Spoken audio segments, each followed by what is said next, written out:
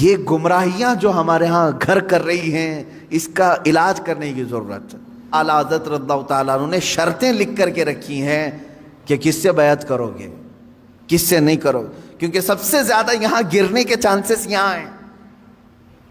یہاں اندھا دھند یقین کیا جاتا ہے، پیر کی بات پر ایسے آنکھ بند کر کے یقین کرنے کا رواج ہے ہمارے درمیان۔ اس لیے شیطان اس چور راستے سے اندر آتا ہے کہ سارے مریدین آمنا صدقنا کہیں گے۔ میرے عزیزو، یہ بات میں اپنے لیے بھی کہتا ہوں، آج اگر مجھ سے بھی کوئی بیعت ہے، میرے ہر اس مرید سے بھی میں یہ کہوں گا، اس وقت تک تمہاری بیعت قائم ہے جب تک میں شریعت پر قائم ہوں۔ جب تک میں شریعت پر قائم ہوں اس وقت تک تمہاری بیعت قائم ہے۔ اگر مجھے شریعت سے ذرا برابر ہٹا دیکھا، میری بیعت توڑ دو، بلکہ خود ٹوٹ جائے گی۔ یہ بات اس لیے عرض کر رہا ہوں کہ شریعت کے ترازو میں ہر ایک کو تولو۔ میں دوسروں کے متعلق نہیں کہہ رہا، مجھے خود تولو۔ جو مجھ سے بیعت ہوا ہے اس مرید سے بھی میں کہوں گا کہ شریعت کے دائرے، یہ نہیں کہ میرے پیر نے کہہ دیا آنکھ بند کر کے، جیسے آج کے لٹھو مرید ہیں کچھ، پیر صاحب نے کہہ دیا نہیں ہونا ہی ہے انہیں، نہیں، پہلے پرکھو اس کو کہ پیر نے اگر حکم دیا ہے تو رسول پاک کی شریعت کے مطابق دیا کہ نہیں دیا۔ مفتی اعظم ہند رضی اللہ تعالیٰ عنہ اپنے ایک مرید کو ٹکٹ لانے کے لیے بھیجے، اور وہ ظہر کی نماز قضا کر گیا۔ عصر کے ٹائم پر پہنچا تو سب سے پہلے مرید سے یہ پوچھا کہ ظہر پڑھی تھی کہ نہیں پڑھی تھی، ظہر تھی یا جمعہ کی تھی؟ اس نے کہا لائن میں لگا تھا، چھوڑ کے جاتا تو پھر لائن ٹوٹ جاتی اور ٹکٹ بھی نہیں ملتا، آپ کا چھوٹ گئی۔ تو آپ نے جلال کا اظہار کیا، ٹکٹ پھینک دیا۔ یہ پیر و مرشد ہے۔ اور مرید سے یہ کہا تو نے اتنا بڑا گناہ کیا کہ میری فرما برداری کرنے کی غرض سے اللہ کی نافرمانی کر گیا۔ یہ ہوتا ہے پیر۔ ہمیشہ یہ یاد رکھنا کہ پیر کی حکم بجاوری کے غرض سے کہیں ایسا نہ ہو جائے کہ اللہ کی نافرمانی ہو جائے۔ نمبر 1 سب سے پہلا ہمیں جو پرائیورٹی دینی ہے وہ رب ذوالجلال کی ذات ہے۔ حتیٰ کہ میں نے ایک روایت یہ بھی سنی، بڑے بزرگ عالم دین ہیں، میرے والد گرامی خود سرکار مفتی اعظم ہند سے بیعت فرماتے ہیں، ایک بار آپ تشریف لائے تھے ایک مدرسے میں، نماز پڑھ رہے تھے ظہر کی، گرمیوں کے دن تھے، علامہ صاحب نے بھی اس کو بیان کیا ہے۔ فرماتے ہیں کہ پیچھے وہ پنکھا لے کر کے جل رہے تھے، گرمی ہو رہی ہے، نماز پڑھ رہے تھے۔ مفتی اعظم ہند رحمۃ اللہ تعالی، میں سچے پیروں کی بات کر رہا ہوں میرے عزیز، سلام پھیر کر کے اس کا پنکھا کھینچا اور پھینک دیا اور کہا کیا کر رہے ہو؟ کہا حضور گرمی سے پسینے میں آپ شرابور ہیں، میں ہوا کر رہا تھا۔ تو آپ نے کیا فرمایا جانتے ہیں؟ کہتے ہیں میں خود اللہ کی عبادت میں تھا، اللہ بادشاہ اعظم ہے اور اس کی عبادت کرنے کے وقت بندہ غلام ہے، کیا یہ کسی غلام کے لیے لائق ہو سکتا ہے کہ غلام کی بھی خدمت کی جا رہی ہو؟ جب وہ بادشاہ کی عبادت میں لگا ہو تو غلام کی خدمت ہونی چاہیے۔ یہ فرسٹ پرائیورٹی اللہ رب العزت کی ذات کو دینے کا تصور ہم نے سچے پیروں سے سیکھا ہے۔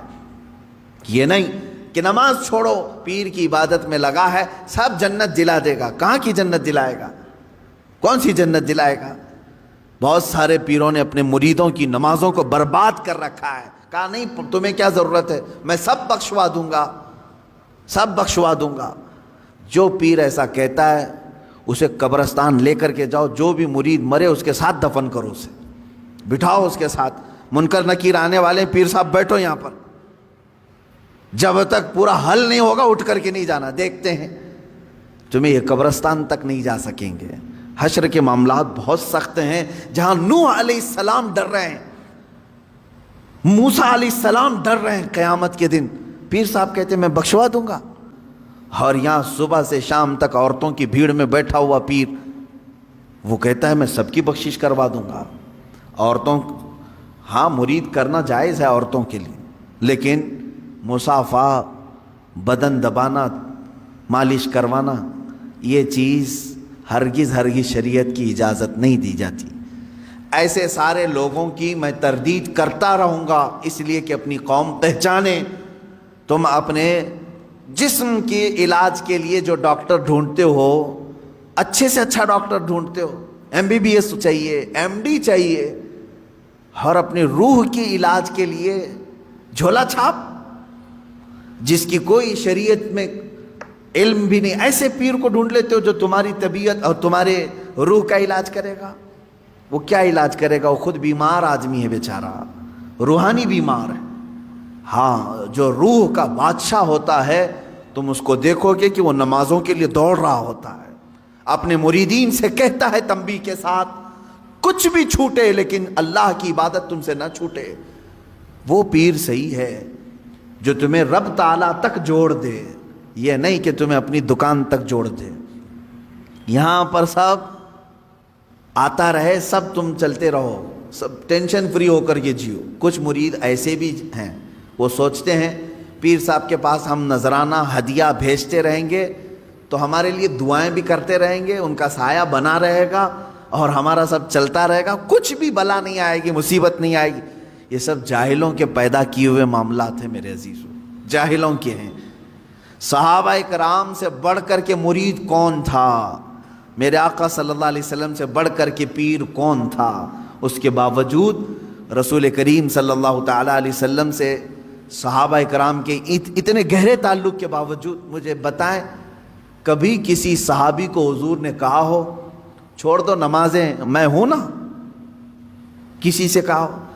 عام صحابہ کی تو بات تو چھوڑیں، حضور نے خود سیدہ کائنات فاطمہ الزہرا رضی اللہ تعالیٰ عنہ سے کہتے ہیں، اے فاطمہ، کیا کہتے ہیں؟ اعملی لا اغنی عنکی شیئا، تو اپنے عمل میں پوری ہو، سارے عمل پوری کرتے رہنا، یہ مت سوچ کر کے بیٹھنا کہ میں تیرے لیے سب کچھ کر دوں گا، میں تیرے لیے سب کچھ کر دوں گا، یہ سوچ کر کے عمل سے دور نہیں ہونا۔